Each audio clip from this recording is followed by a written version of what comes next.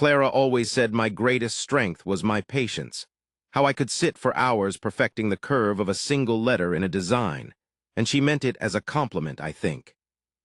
We had built a life together over 5 years, a comfortable world inside the sun-drenched loft apartment I had found and fallen in love with long before she moved in. Lately, though, that comfort had worn thin, replaced by a quiet, gnawing distance.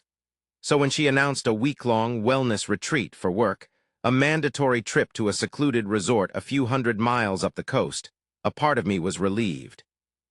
I thought the space might help us reset. I hugged her goodbye at the door, smelling the familiar scent of her gardenia perfume, and told her to have a good time. That night, I decided to treat myself to dinner at a little Italian place downtown I loved, the kind with checkered tablecloths and candles in wine bottles. And that's when I saw her. She was sitting on the patio, not at a secluded resort, but at a trendy bistro across the street, laughing, her head tilted back as a man I recognized as one of her wealthy clients leaned in close, his hand resting casually on her back. The world didn't crash down in a wave of noise, it just went silent. I felt the warmth of the bread in my hands turn to cold stone. I didn't storm over. I didn't shout. I just took out my phone, zoomed in as far as it would go, and took 3 perfectly clear pictures. Then I paid my bill and went home to the apartment that suddenly felt like a tomb. The lease was in my name, a simple month-to-month agreement that required a 60-day notice. Clara's name was nowhere on it.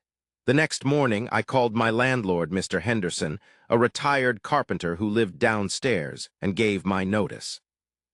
I found a new place that same afternoon, a sterile, modern apartment on the other side of town.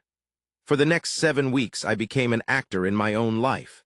When Clara came home, glowing and talking about meditation and sunrise yoga, I just nodded. I let her stories of the retreat wash over me, a fantasy I was no longer a part of.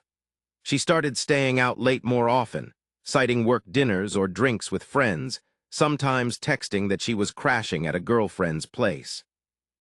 I'd just reply with a simple, "Okay, be safe." I played the part of the slightly distant but still dedicated partner, even suggesting we look into couples counseling, a suggestion she easily swatted away. Mr. Henderson was my silent partner in crime. He scheduled viewings for the loft only when he knew Clara would be at work, or, as I suspected, with her client. He never said a word to her, his face a mask of grandfatherly indifference whenever they passed in the hall. The final Saturday arrived like any other. I woke up early. At 8 o'clock sharp, the doorbell rang. It was not a friend with a pickup truck, it was a professional moving crew, 3 large men in matching jumpsuits. Clara walked out of the bedroom, rubbing her eyes, a silk robe loosely tied at her waist. She looked from the men to the empty boxes they were already starting to assemble, and then to me, a confused smile on her face. "What is all this, Leo?" she asked. I didn't say anything. I just reached into my jacket pocket, pulled out the 3 photographs I had printed at a kiosk the day before, and laid them on the kitchen island. They were 5x7s, glossy and sharp. Her smile vanished. Her face went pale as she stared at the image of her own laughing face, so happy with another man. Just then, Mr. Henderson appeared at the open door, his expression grim. He informed her that my lease was terminated, and since she was not a registered tenant, she was now trespassing. He said the new tenants were moving in on Monday, and she had until midnight to remove her personal property, otherwise it would be considered abandoned and left on the curb. She looked around the apartment in a panic, as if seeing it for the first time. The sofa, the dining table, the bookshelves, the art on the walls, all of it was mine, collected over years. All she owned was her clothes, her books, and the little decorative things that now seemed so small and meaningless.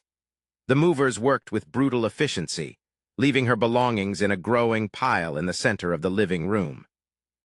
The last thing I saw as I walked out was her, standing amidst the wreckage of her things, her face a mask of stunned disbelief. I didn't feel the rush of victory I expected.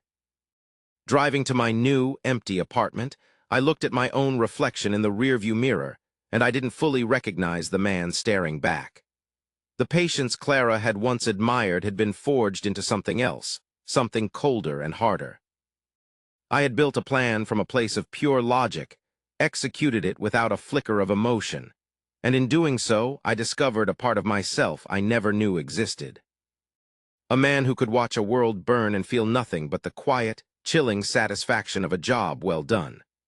I had won, but I realized in that sterile new beginning that the person I had truly sought revenge on might have been the naive man I used to be.